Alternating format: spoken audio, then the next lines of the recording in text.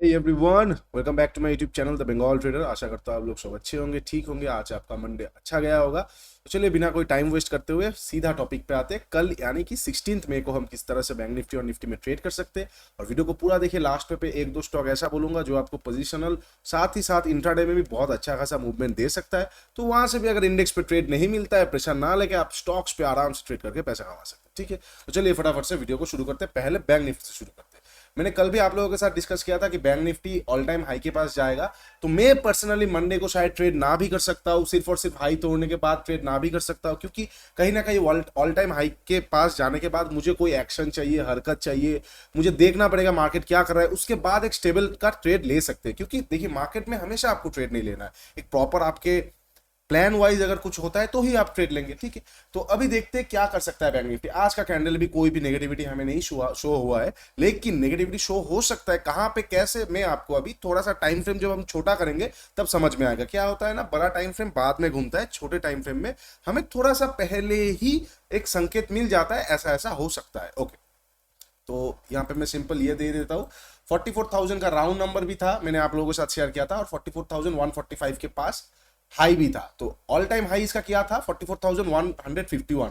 आज कितना का हाई लगाया है, वो 44,151 एग्जैक्ट।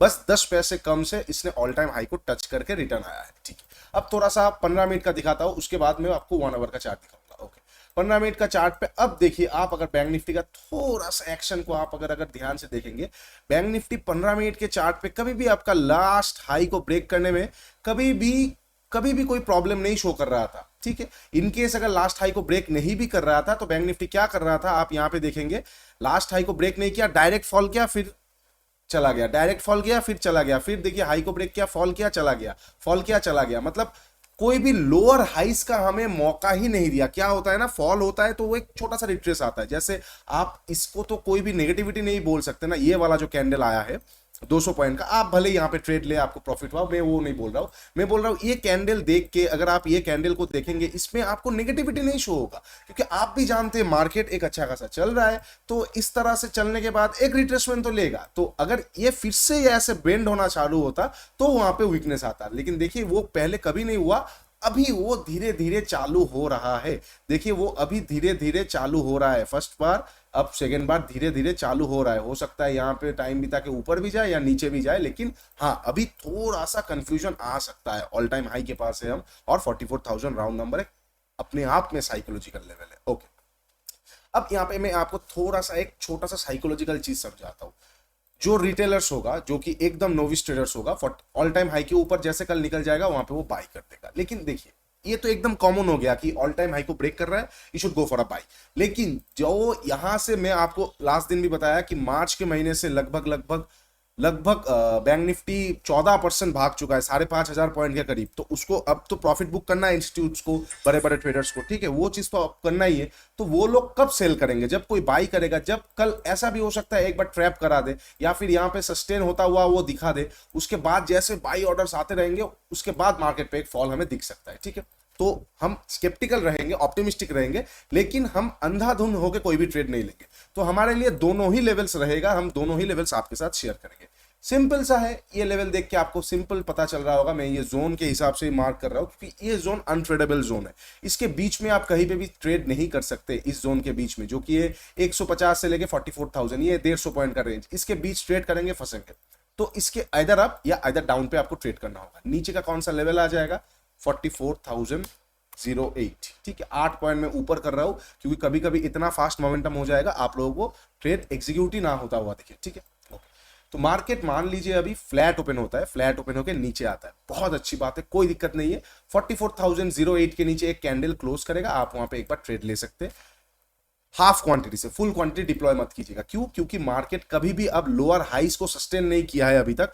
तो हम आधा क्वांटिटी यहां पे सेल करेंगे, उसके बाद बाकी आधा जैसे ही अपना लास्ट लो को ब्रेक करेगा वहां पे डिप्लॉय करेंगे। इससे क्या होगा, आपका रैली मिस नहीं होगा। कभी कभी क्या होता है, बहुत बड़ा एक नीचे ब्रेकडाउन आ गया, उसके बाद जब सेल करेगा आपको करने का मन नहीं करेगा। इसलिए क्या है ना, आधा क्वांटिटी आप जैसे ही 44,008 के नीचे निकलेगा, एक कैंडल क्लोज करेगा, वहां पे सेल कर दीजिए। और बाकी आधा क्वांटिटी अगर इस ट्रेंड लाइन से कोई भी रिट्रेस करके आता है, ठीक है, मान लीजिए इस ट्रेंड लाइन को टच किया, थोड़ा रिट्रेस करके फिर लो, अपना लो को ब्रेक कर रहा है, या फिर मान लीजिए यहाँ पे थोड़ा टाइम बिताया फिर ब्रेक कर रहा है, तब आप अपना पूरा आधा क्वांटिटी डिप्लॉय करेंगे। इनकेस अगर कोई कम लॉट से करता है, 1 लॉट, 10 लॉट, 2 लॉट, 4 लॉट, तो आप लोग क्या करेंगे, तो आप लोग इस ट्रेंड लाइन का प्लीज वेट कर लीजिए, क्योंकि आपके पास अगर लॉट ज्यादा होगा तो आपका रिस्क रिवार्ड उस हिसाब से मैनेज होगा, आप आधा क्वांटिटी को डिप्लॉय कर सकते हैं। मैं अगर यहाँ पे मैं आपको एक एग्जांपल बोल रहा हूँ, अगर मैं अभी 100 लॉट से कर रहा होता तो 44,008 के नीचे जैसे निकलेगा मैं वहां पे 25% क्वांटिटी डिप्लॉय करता, 44,008 के नीचे कैंडल क्लोज करके उसके नीचे निकलता तो बाकी 25% क्वांटिटी डिप्लॉय करता,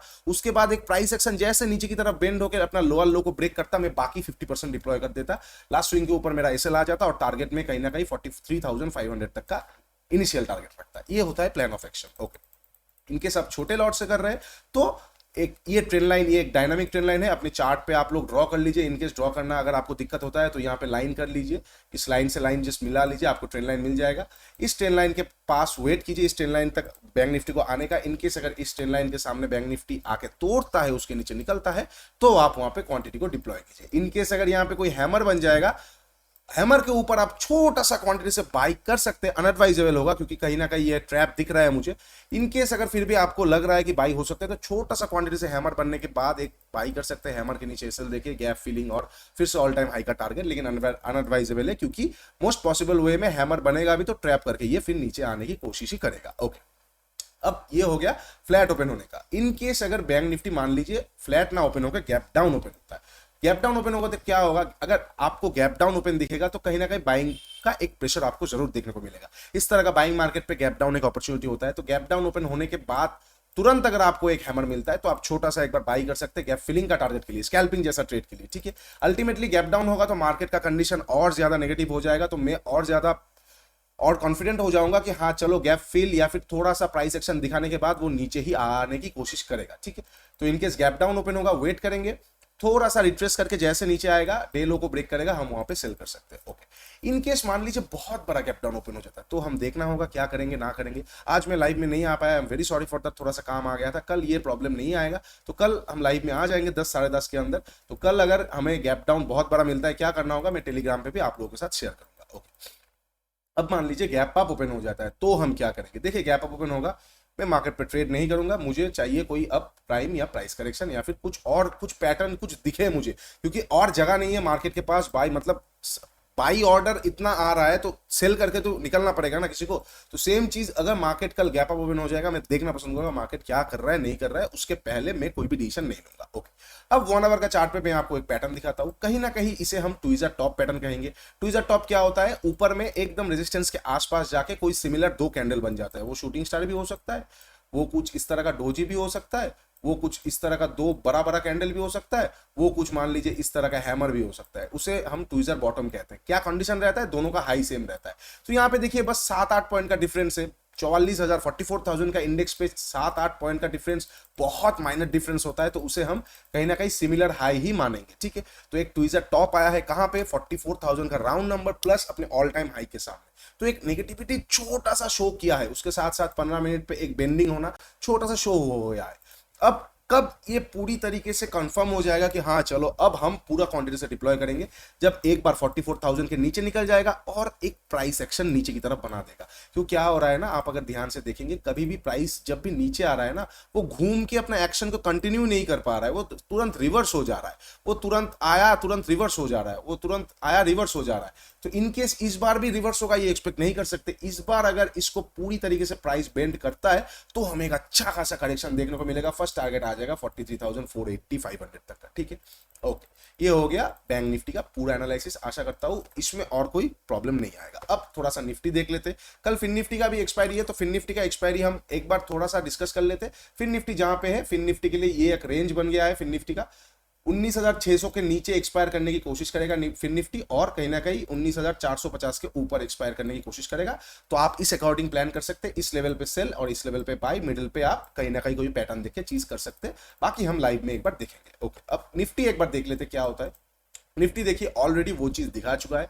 ठीक है, एक अच्छा खासा यहाँ पे देखिए छोटा सा बेंडिंग दिया है। ठीक है, यहाँ पे एक ट्रेड बनता लास्ट पॉइंट पे, बट मैंने कोई भी ये वाला ट्रेड नहीं दिया, टेलीग्राम पे भी खुद भी क्यों नहीं लिया, क्योंकि देखिए आप देखिए ये वाला जो ट्रेड बना वो 3 बजे के बाद बना है, तो कहीं ना कहीं मुझे इसमें और ज्यादा कॉन्फिडेंट नहीं आ रहा था। 3 बजे के बाद जब भी ट्रेड बनता है तो मार्केट भले ही मूव कर जाए, उसका ऑप्शन कहीं ना कहीं एडजस्ट होता रहता है, तो उस तरह का स्पाइक नहीं मिलता। ये चीज अगर 2 बजे होता है निफ्टी में, यही चीज अगर 2 बजे होता तो मैं वहां पे ट्रेड पे कूद जाता फुल क्वांटिटी के साथ, क्योंकि ये मेरा फेवरेट पैटर्न है। इसमें हमें लॉन्ग ट्रेंड नहीं देखना है, इसमें हमें बस देखना है छोटा एसएल और नेक्स्ट सपोर्ट तक का हमारा टारगेट आ जाता है। तो एनीवे ये चीज हुआ नहीं, 3 बजे के बाद हुआ। तो अब हम कल के लिए क्या प्लान कर सकते हैं, देखिए यहाँ पे एक छोटा सा इसने वीकनेस शो किया है, बहुत अच्छी बात है। अब ये हो गया, ये इसका एक मेजर पुल बैक। ओके, अब हम क्या कर सकते हैं, ये जो कैंडल बना है ये कोई वेल्ले कैंडल नहीं है। आप ऊपर में देखेंगे एक बेयरिश एंगल्फिंग भी है, और ये एक बहुत स्ट्रॉन्ग सेलिंग कैंडल है। तो कहीं ना कहीं यहाँ पे मैं बोल सकता हूँ एक कंसेप्ट होता है स्मार्ट इकोनॉमी कंसेप्ट, जिसका इसके ऊपर मैं वीडियोस बनाऊंगा, जहां पे change of character, break of structures बोला जाता है। तो ये जो जोन है ना, अब ये मेरे लिए बहुत इंपॉर्टेंट है। ऑर्डर ब्लॉक वाला मतलब इस जोन के आसपास जाएगा तो मैं सेल करना पसंद करूंगा, क्योंकि यहाँ पे अच्छा खासा यहाँ से एक सेलिंग आया है, बड़ा सेलिंग आया है। तो इनकेस कल अगर मार्केट गैप अप ओपन हो, फ्लैट ओपन हो, गैप डाउन ओपन हो, I don't care. In case market मुझे फिर से यही 18,450 वाला जोन के सामने मिलता है निफ्टी, तो मैं यहाँ पे एक बार सेल करना पसंद करूंगा। मेरा एसएल रह जाएगा स्पॉट का 20-30 रुपए तक, और टारगेट में कहीं ना कहीं बहुत बड़ा बड़ा प्लान कर सकता हूँ। ठीक है, तो निफ्टी में ये वाला जोन को ध्यान से देखिए, 18,450 वाला जोन के सामने आपको अगर मार्केट कल मिलता है तो यहाँ पे एक बार छोटा सा एसएल देके आप सेल कर सकते हैं। ये हो गया फ्लैट या गैप अप ओपन होने के बाद अगर जाएगा तो। इनकेस बहुत बड़ा गैप डाउन ओपन हो जाता है तो आप ये भी एक्सपेक्ट नहीं कर सकते कि यहाँ पे गैप डाउन ओपन होकर डायरेक्ट वो 450 तक जाने के बाद फिर सेल आएगा, क्योंकि यहाँ से यहाँ तक का वो जर्नी अगर फुलफिल कर रहा है तो बहुत स्ट्रांग है मार्केट। तो यहाँ से सेलिंग आएगा भी तो कुछ इस तरह से आएगा, तो आपको सेल करके मजा नहीं आएगा। तो बहुत बड़ा गैप डाउन ओपन होगा, ये वाले जोन को हम इग्नोर करके ऑन स्पॉट कुछ एनालाइज करने की हम कोशिश करेंगे।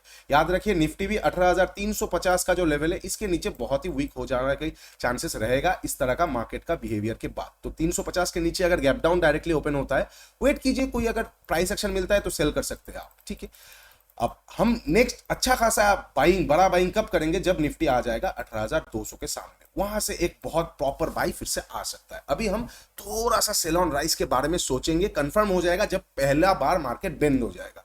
मान लीजिए कल 350 450 के सामने गया, हमने यहाँ पे सेल किया और इसने कॉन्स्टेंटली अपना लास्ट ये वाला लो को अगर तोड़ देता है तो हम कंफर्म हो जाएंगे कि अब सेल ऑन राइज ही हो रहा है 200 के पास तक। ठीक है, तो निफ्टी में हम इस तरह से प्लान कर सकते हैं। इनकेस 450 के ऊपर गैप अप ओपन हो जाता है तो यहाँ पे लोग ट्रैप हो जाएंगे, तो मार्केट थोड़ा और स्ट्रेच हो सकता है ऊपर की तरफ। उसके बाद हम देखेंगे कोई ऊपर में हमें प्राइस एक्शन या फिर कुछ मिल रहा है कि नहीं मिल रहा है। ठीक है, ओके।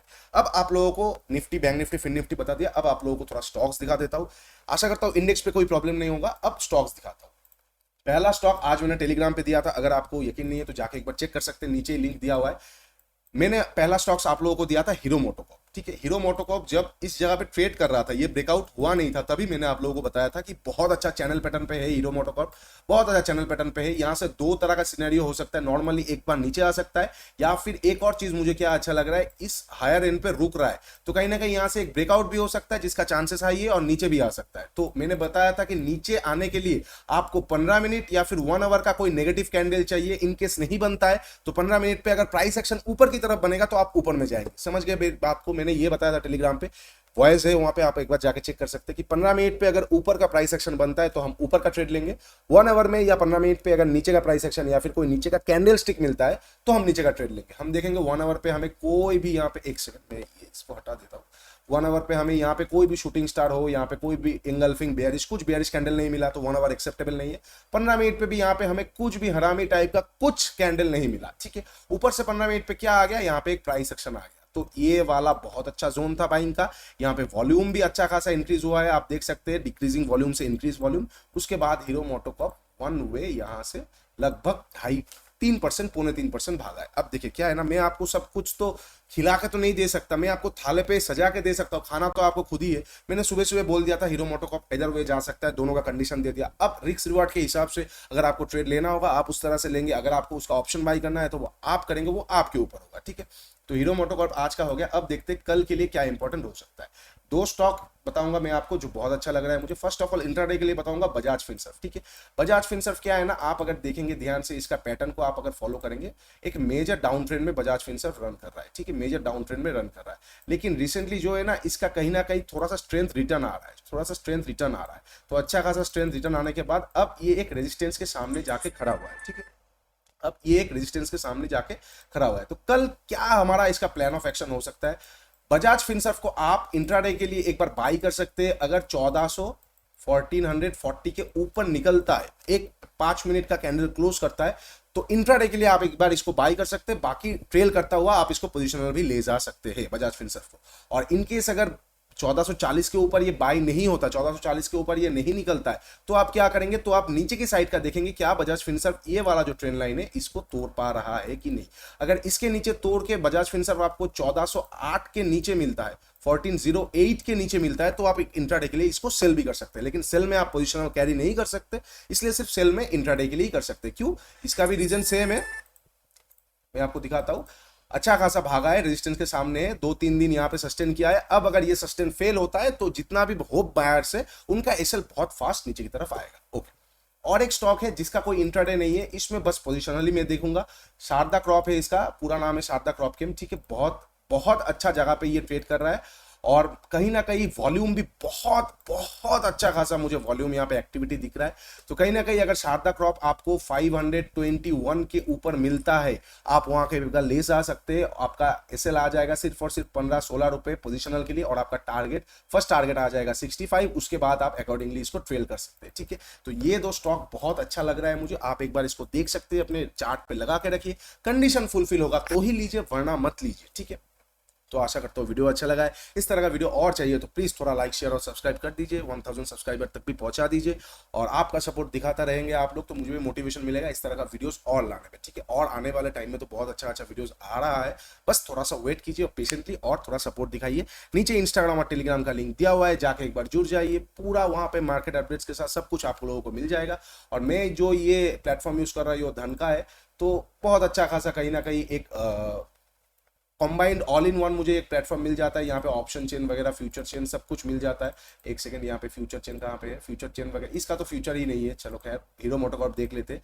इसका ऑप्शन चेन, फ्यूचर चेन सब कुछ मिल जाता है, धन का ही प्लेटफॉर्म है। तो अगर इसमें आपको अकाउंट खोलना है तो नीचे लिंक दिया हुआ है डिस्क्रिप्शन पे, जाके एक बार खुल जाइए, खोल लीजिए। और कोई भी अगर सपोर्ट लगता है तो मुझे एक बार मेल या फिर मेरे व्हाट्सएप नंबर पे आप कॉन्टैक्ट कर सकते हैं। चलिए आज के लिए इतना ही, take care and bye bye, कल मिलते हैं।